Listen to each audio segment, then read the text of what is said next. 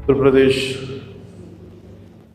ప్రభుత్వానికి సంబంధించి కీలకమైన శాఖ పంచాయతీరాజ్ శాఖ.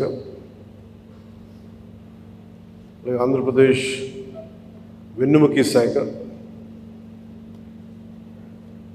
ప్రభుత్వ ఉద్యోగులు, అనేక సంఘాలు, వారి నాయకులు, మీరందరూ ఈ రోజున ఇక్కడికి వచ్చి నాకు అభినందనలు తెలుపుతున్నందుకు మనస్ఫూర్తిగా మీ అందరికీ పేరు పేరున నా హృదయపూర్వక ధన్యవాదాలు. మనం క్షమించాలి, కొంతమంది సంఘాల నాయకులు వచ్చినప్పుడు మొదటి రోజు ఛార్జ్ తీసుకున్నప్పుడు చాలామంది ఎక్కువ వచ్చేయటం వల్ల నాకు ప్రత్యేకమైన ఇబ్బంది ఉంటుంది.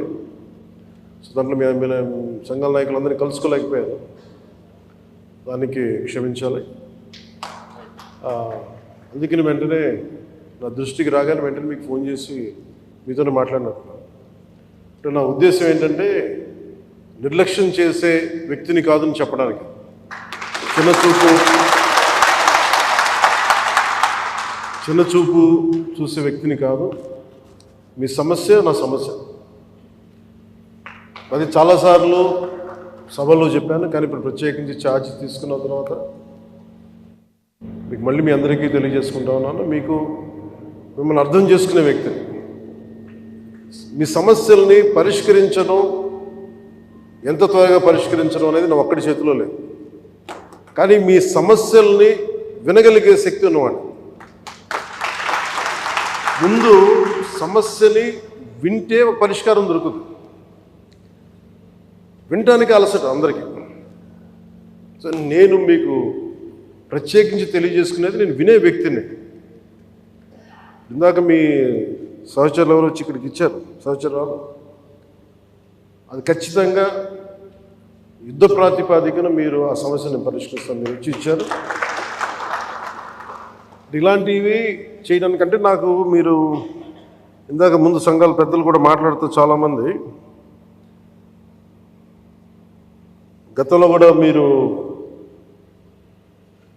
సమ్మెలు, గత ప్రభుత్వం మీద మా కోపం ఉంది, మీకు ఈ ప్రభుత్వం మీద మీరు మాట్లాడుతూ ఉన్నారు. ఇందాక ఒక్కటి ఏంటంటే, ఇది అందరం కలిసి పనిచేయాలి, మినిస్ట్రీ కానీ ఉద్యోగులు కానీ. గతంలో ఎవరు ఎలా చేశారో నాకు తెలీదు, మీరందరూ వింటా ఉంటే నేను సమస్యలు వింటా ఉన్నా. కాకపోతే ఇది చాలా పురాతనమైన, చాలా బలమైన వ్యవస్థ, చాలా పాత వ్యవస్థ. ఇది ప్రతిసారి వ్యవస్థకి ఒక తుప్పు పట్టినట్టు పట్టేస్తాం. దీన్ని బలోపేతం చేయాల్సిన అవసరం ఉంది. దీనిని సమస్యలు ఏమైతే ఉన్నాయో మీ అందరికీ ప్రతి సంఘం తరఫున ఇది ప్రత్యేకించి ఒక ఓవరాల్గా మేము ఇలా చేయదలుచుకున్నాం, మా సమస్యలు ఇవి, లేదంటే మేము ఇలా నిలబడతాం, కొంచెం ఇవన్నీ చెప్తా ఉన్నారు. నేను మీకు ఈరోజు మాటిస్తున్నాను, పంచాయతీ పనులతో పాటు మీ సమస్యలను కూడా నేను వినే వ్యక్తిని. నేను ప్రత్యేకించి ఏ సంఘాలకు సంబంధించి ఆ సంఘానికి ప్రత్యేకించి ఒక టైంని అలాట్ చేసి మరి. కాకపోతే నాకున్న సమస్య ఏంటంటే, అందరూ కొంచెం ప్రిపేర్ అయ్యారండి బాగా. అంటే నేను చాలా శాఖలు ఉన్నాయి, మిగతా పనులు కూడా చూసుకోవాలి. కాబట్టి మీరు బాగా ప్రిపేర్ అయ్యి వచ్చి ఒక పరిష్కార మార్గం కూడా తీసుకెళ్ళండి. దాదాపు ఇలా ఆలోచించవచ్చు, ఇలా చేయొచ్చు. ఇందాక మీరు మాట్లాడుతూ అన్నారు, గత ప్రభుత్వం అంటే అంతకుముందు 2014 వచ్చినప్పుడు మా మీద కొంచెం కినుకుందన్నట్టుగా మీరు అన్నారు ఇందాక. అది అంటే భయపెట్టేవాడికి భయపడతారు, కానీ కొంచెం ఓపెన్గా సహజంగా కొంచెం వినే వాళ్ళతోటి ఎక్కువ ఆ బాధను, గత ప్రభుత్వం మిమ్మల్ని అందరినీ భయపెట్టింది, అది నేను అర్థం చేసుకోగలను. కానీ మేము మీకు భుజం కాసే వ్యక్తులు. మేము అందుకే ఒక వ్యవస్థని తిరిగి బలోపేతం చేయాలంటే చాలా చాలా కష్టసాధ్యమైంది. నాకు నిజంగా చెప్పాలంటే ఒకసారి నాకు ఇది నేను చాలా ఆనందంగా ఎంచుకున్న శాఖ. నేను ప్రభుత్వ ఉద్యోగ కొడుకుని, ఆ జీతాల మీద మేము పెరిగిన వాడిని. మా నాన్న జీతాలు రాకపోతే మమ్మల్ని స్కూల్ బయటికి పంపించి మళ్ళీ జీతాలు వచ్చిన తర్వాత మళ్ళీ స్కూల్లోకి అలౌ చేసినాయి, అవి కూడా ఉన్నాయి నా సంఘటన. అలాంటి సంఘటనలు ఉన్నాయి. అందుకని కష్టాన్ని అర్థం చేసుకోగలను. అంటే 1వ తారీఖు జీతం రాకపోతే ఏమవుద్దు నాకు అనుభవం ఉంది. నాకు అలాగే ఆఖరి వారంలో డబ్బులు అయిపోతే కూడా ఆ పరిస్థితి కూడా నాకు తెలుసు. మా పొరపాటున మేము ఏదో ఇవి జరిగిపోయినాయి, కానీ మేము ఇలా ఈ సినిమా రంగంలో ఇవన్నీ ఉండటం వల్ల బేసిక్గా చాలా సాధారణ స్థాయి నుంచి వచ్చాం కాబట్టి అన్నిటికంటే కూడా సాధారణ స్థాయి మాకు భగవంతుడి వచ్చిన మమ్మల్ని తీసుకొచ్చిన సాధారణ స్థాయి కష్టాలని మేము మర్చిపోం. అందుకని ఈ రోజున రోడ్ల మీద బయటికి వెళ్ళి ఎందుకు ఆగి ఎందుకు మాట్లాడుతానంటే ఆ కష్టం ఎలా ఉంటుందో నాకు తెలుసు. ఇందాక మీరు ఇచ్చిన రిప్రజెంటేషన్ కూడా ఆ కష్టం ఎలా ఉంటుందో నాకు తెలుసు. సో ఇలాంటి స్పందనకి వెంటనే ఉంటుంది. కానీ నేను కోరుకునేది ఏంటంటే మిమ్మల్ని గత ప్రభుత్వం మిమ్మల్ని భయపెట్టింది. అంతకుముందు ఉన్న ప్రభుత్వం మీరు ఏదైనా ఒక నిరసన చెప్పడానికి చాలా బలంగా చెప్పగలిగేవారు. కానీ ఇప్పుడున్న కూటమి ప్రభుత్వం మీకు అండగా నిలబడుతుంది. ఫస్ట్ ముందస్తుగా మేము మీతో గొడవ పెట్టుకోవడానికి లేదు ఫస్ట్. ఎందుకంటే బ్యాడ్ బ్లడ్ ఉండకూడదని ఫస్ట్ ఫోన్ చేశాను మీకు. అరే వస్తే నువ్వు కలవలేదండి, నువ్వు కూర్చొని పెద్ద ఆఫీసులను కలుస్తాం, మమ్మల్ని కలవవా అనే ఒక చిన్న బాధ ఏదైనా ఉంటుంది. ఎందుకంటే నాకు తెలుసు, మా నాన్న బాధ నాకు తెలుసు. అందుకని వెంటనే ఫోన్ చేశానండి. ఆ కష్టం నాకు తెలుసు.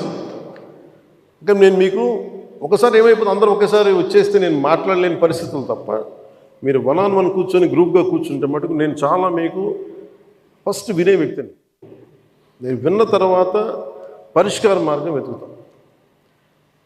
మీకు గత 10 రోజుల్లో గత ఛార్జ్ తీసుకున్నప్పటి నుంచి నేను రివ్యూలు చేస్తూ ఉంటే ఉన్న పరిస్థితి, మీరు ఉద్యోగాలు లేవు, లేదంటే మనకి పర్మనెంట్ చేయలేదు, లేదంటే కూర్చొని గ్రేడేషన్ మార్చాలి, లేదంటే 2003 మాకున్న ఓల్డ్ పెన్షన్ స్కీమ్ అప్లై చేయాలి, రకరకాల అనేక సమస్యలు ఉన్నాయి. వీటన్నిటినీ చాలా క్షుణ్ణంగా మీ దగ్గరతో వింటాను. కాబట్టి వీటన్నిటికీ మించి మూలం ఆర్థిక మూలం.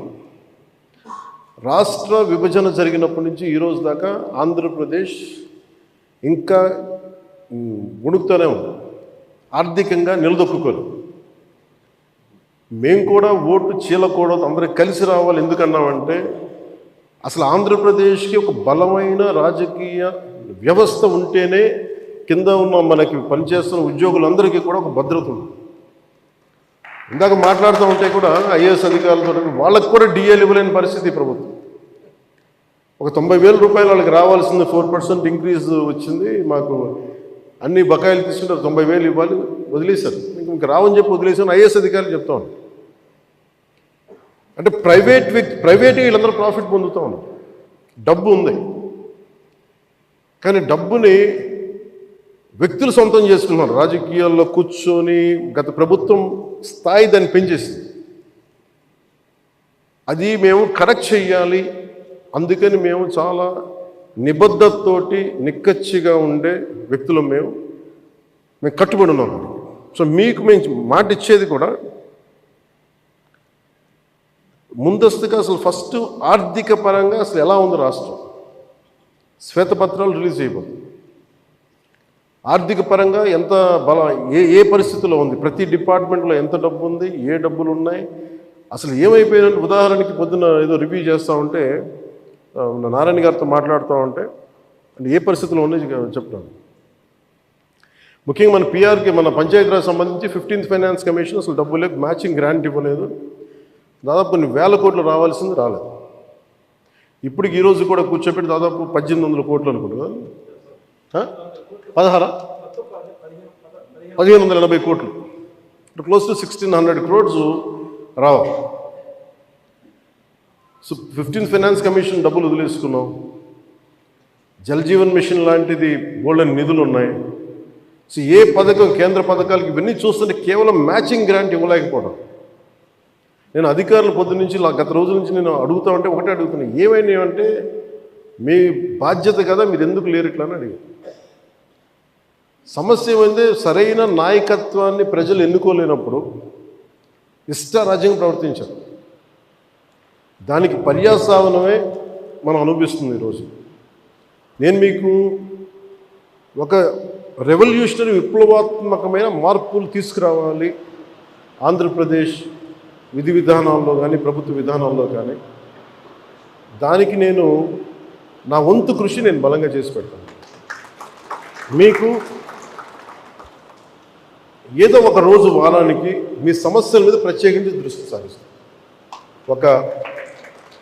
అంటే ఈరోజు కూర్చుంటే ఒక సపోజ్ నెల రోజుల్లోపు నాకున్న సమయంలో, అందుకే నెల రోజులు అంటే అది 2 వారాల్లో కానీ మీరు చెప్పండి, నాకు ఇంత టైం పడుతుంది, ఒక్కొక్క వింగ్ని అర్థం చేసుకోవాలి. ఇప్పుడు మీరు చెప్పారు ఈ ఫిట్మెంట్లు కానీ